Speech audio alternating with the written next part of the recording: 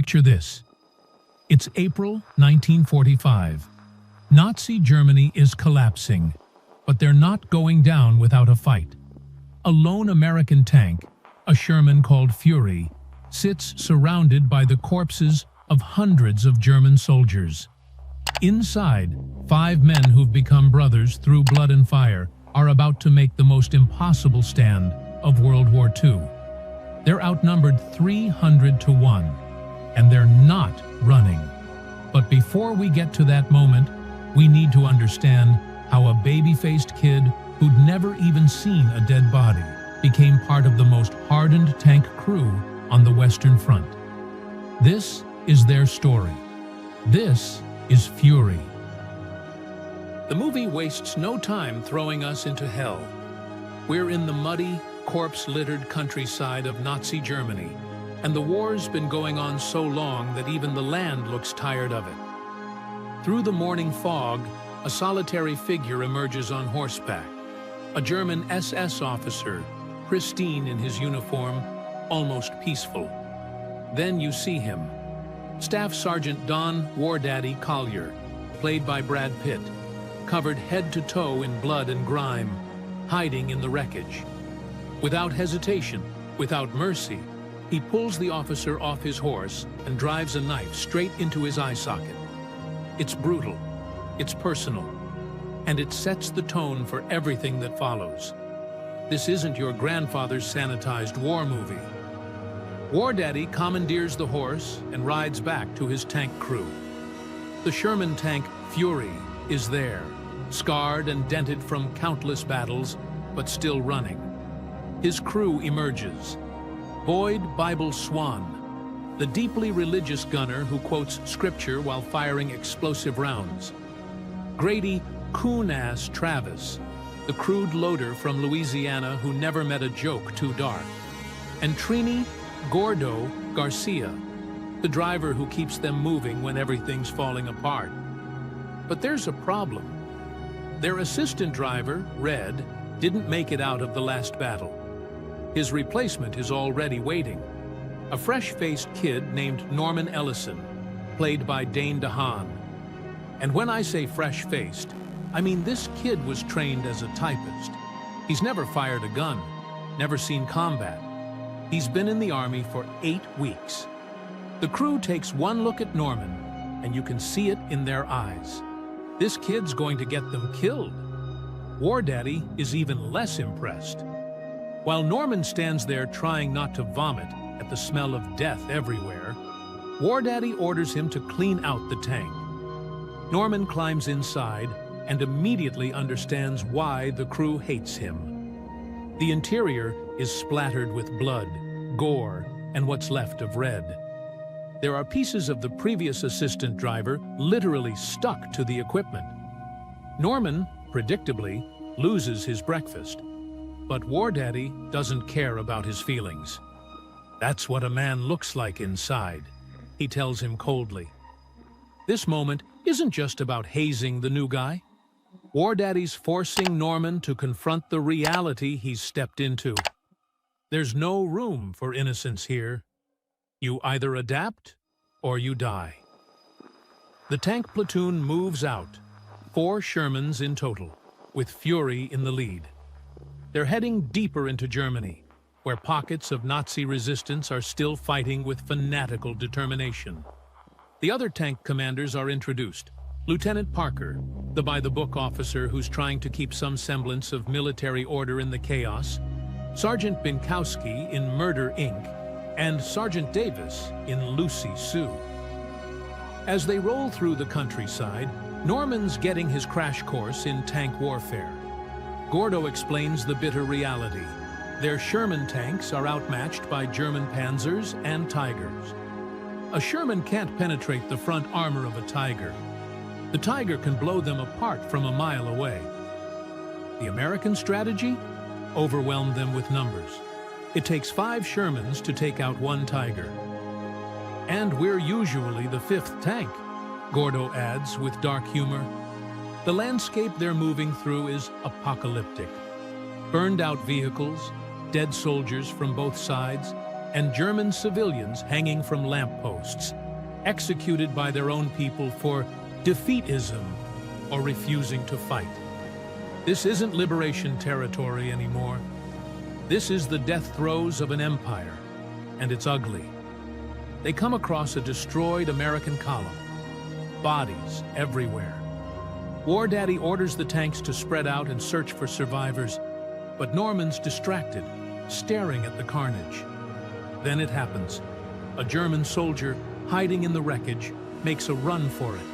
He's armed, he's dangerous, and he's heading straight for cover, where he could ambush the entire platoon. "Gunner! Enemy infantry! Fire!" War Daddy screams at Norman. But Norman freezes. His hands won't move.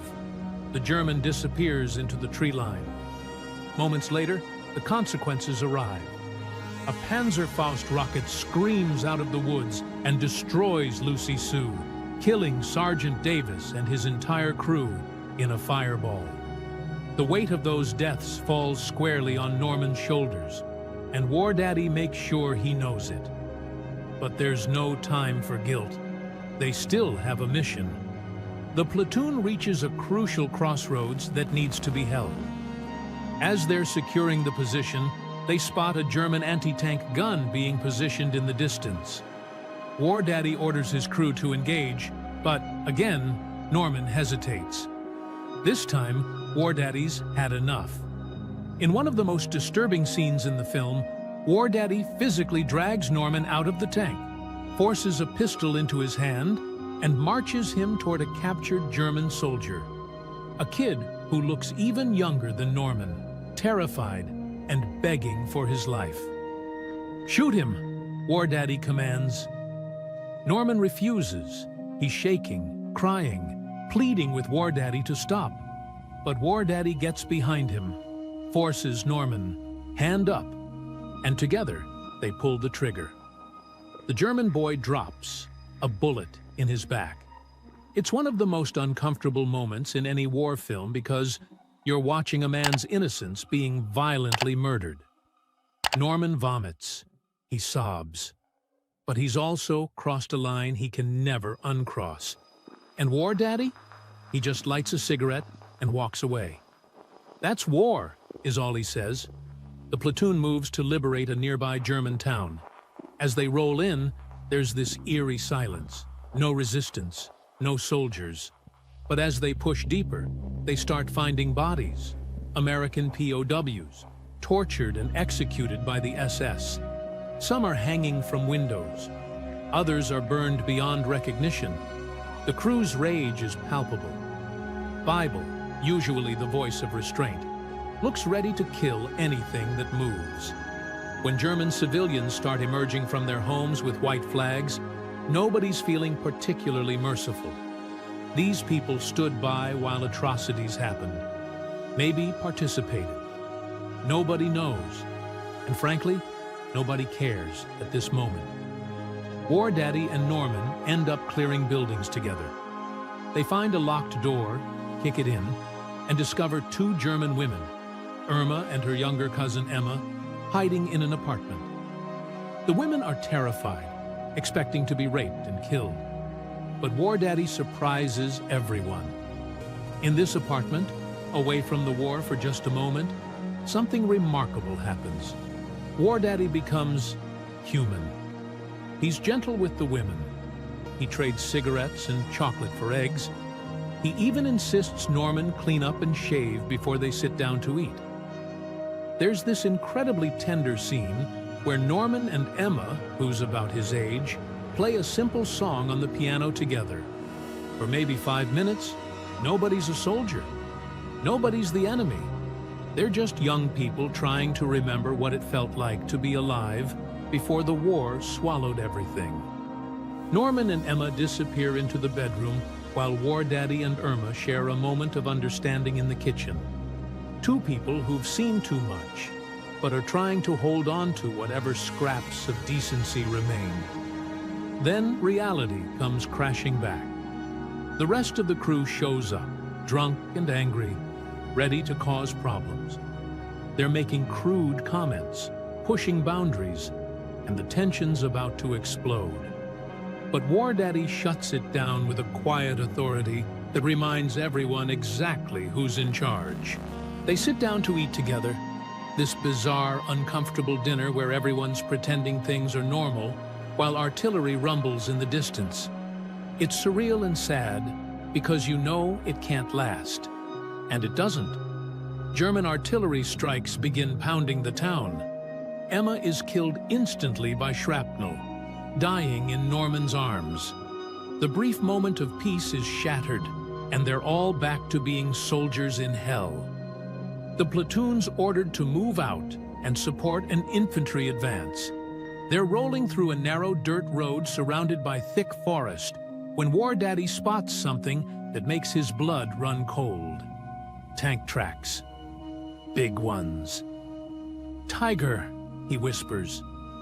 Before anyone can react, a German Tiger tank appears from the tree line like a predator.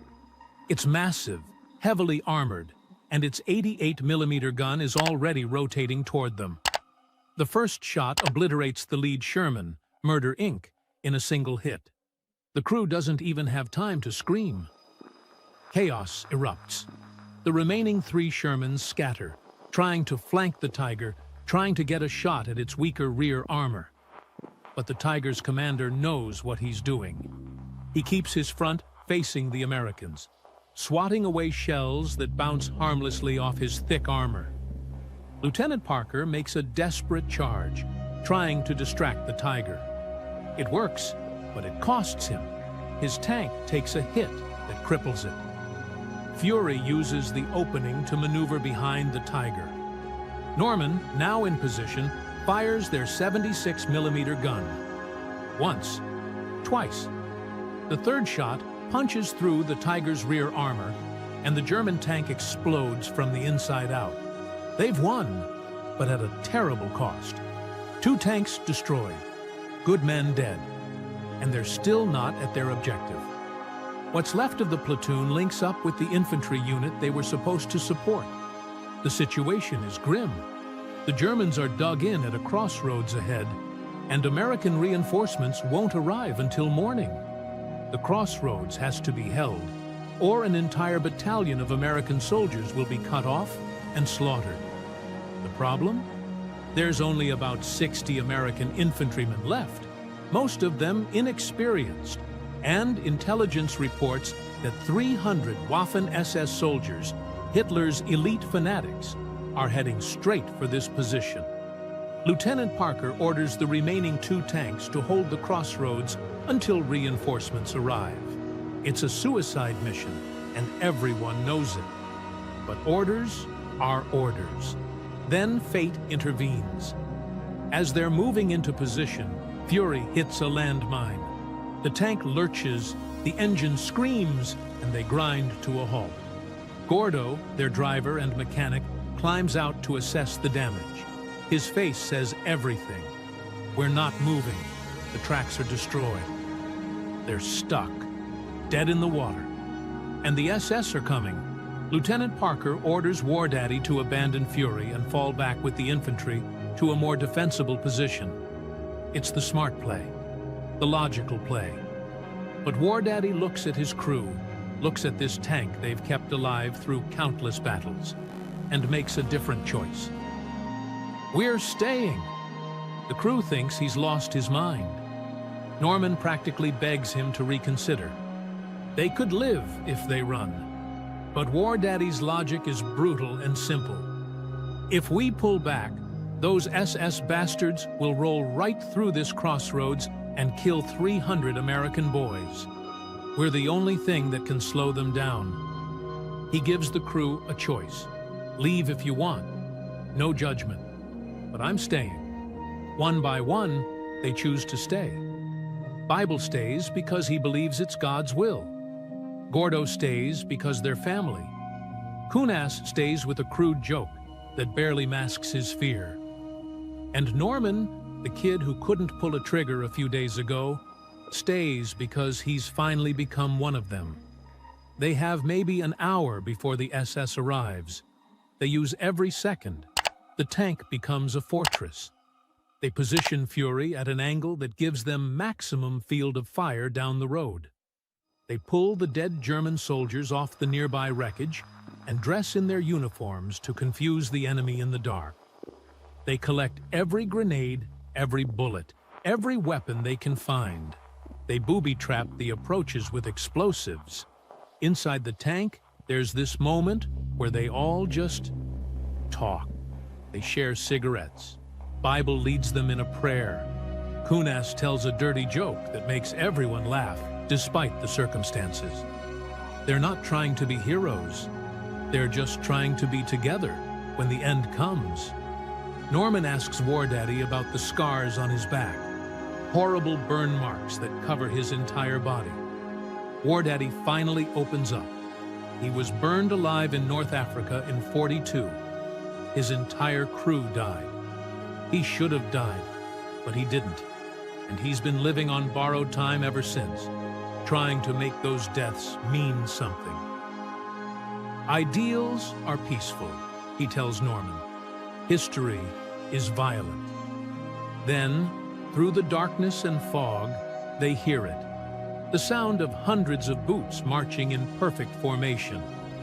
The SS have arrived. What follows is 40 minutes of the most intense, claustrophobic tank combat ever put on film. The SS soldiers appear like ghosts in the fog, 300 strong, moving toward the crossroads in a massive column. Fury opens fire first. The tank's guns roar, and Germans fall by the dozens. Chaos erupts. The SS, realizing there's a tank in their path, scatter and begin surrounding Fury from all sides. They have Panzerfaust anti-tank rockets. They have machine guns. They have numbers. The crew fights like men possessed. Norman's on the hull machine gun, cutting down anyone who gets close. Bible's manning the main gun, firing high-explosive shells into German formations. Gordo's down in the driver's position, calling out targets. Kunas is loading shells as fast as humanly possible. And War Daddy's coordinating everything, calm and cold, even as bullets spark off the tank's armor. The Germans try everything. They charge from multiple directions. They throw grenades. They attempt to climb on the tank. One SS soldier even manages to get on top of Fury and tries to drop a grenade through the hatch. War Daddy shoots him dead, but not before the German soldier mortally wounds Bible with his sidearm. Bible collapses, blood pouring from his chest, but he keeps loading shells with shaking hands, reciting psalms until he can't speak anymore. He dies still holding a shell, still trying to fight. The Germans bring up a Panzerfaust team. The rocket hits Fury's side, and the internal explosion is catastrophic. Grady Coon-ass Travis is killed instantly, his body torn apart. Gordo's legs are shredded. The tank's on fire, filling with smoke. War Daddy knows it's over. He orders Norman to escape through the floor hatch. There's a small gap under the tank where he might survive if he stays quiet. Norman refuses. He wants to die fighting with his crew. But War Daddy doesn't give him a choice. In the final moment they have together, War Daddy looks at Norman with something like pride. This scared kid has become a soldier. A good one. "Hey, Norman," he says quietly. "You're a good man." Then he physically throws Norman down through the hatch and seals it above him. Norman drops into the tiny crawl space under the tank, barely big enough for his body, and watches through the gaps as hell unfolds above him. War Daddy and Gordo, the last two alive, keep fighting. They're out of ammo for the big gun, so they use pistols and submachine guns, firing through the viewports at Germans who are now swarming the tank. Gordo goes down next, shot through the head. War Daddy's alone now, wounded, the tank burning around him. He keeps firing until his last magazine runs dry. Then, with nothing left, he just sits back and lights a cigarette, waiting for the end. An SS soldier climbs onto Fury, opens the hatch, and looks inside. For a moment, War Daddy just stares at him. Then the German raises his weapon, and War Daddy closes his eyes. The screen goes black. We hear the gunshot. Hours pass. The battle's over. Through the gaps in the tank's undercarriage, Norman watches as SS boots walk past, so close he could touch them. German voices are everywhere, checking bodies, securing the crossroads. They're standing right next to the tank. Then, a single SS soldier kneels down and looks directly at Norman through the gap. Their eyes meet. Norman's certain he's dead, but the soldier doesn't say anything. He just looks at this terrified kid covered in blood and soot, looks at the burning tank full of corpses above him, and makes a choice. The German soldier stands up and walks away without saying a word. It's a moment of mercy in a movie that's been devoid of it. Two soldiers, two kids, really, and one of them decides that there's been enough death for one day. By morning, American reinforcements arrive. Norman's pulled from under the tank, barely conscious, traumatized beyond measure. Medics wrap him in blankets and load him onto a transport. As he's carried away, he looks back at Fury, this smoking, bullet-riddled tomb that held 5 men who became brothers. The final shot is of Norman's face as the medic tells him, "You're a hero. You and your crew held off 300 men." But Norman doesn't look like a hero. He looks shattered. Because he knows what it cost. He knows what he's lost. Fury isn't really a movie about tanks or tactical combat. It's about what war does to the soul. It's about how quickly innocence dies and how the men who survive carry ghosts with them forever. Norman entered the war as a typist who'd never seen death. He left it as a killer who watched his brothers die defending a piece of road that would be forgotten by history before the week was out. The film asks an uncomfortable question. What makes a hero? Is it the last stand? The sacrifice? Or is it just surviving when everything in the universe is trying to kill you? War Daddy and his crew knew they were dead men the moment they chose to stay, but they fought anyway because someone had to. Because if they didn't, more boys like Norman would die. In the end, war doesn't make heroes. It just makes survivors. And sometimes, if you're very lucky, a survivor gets to go home and spend the rest of their life trying to forget what they had to become to stay alive. That's Fury.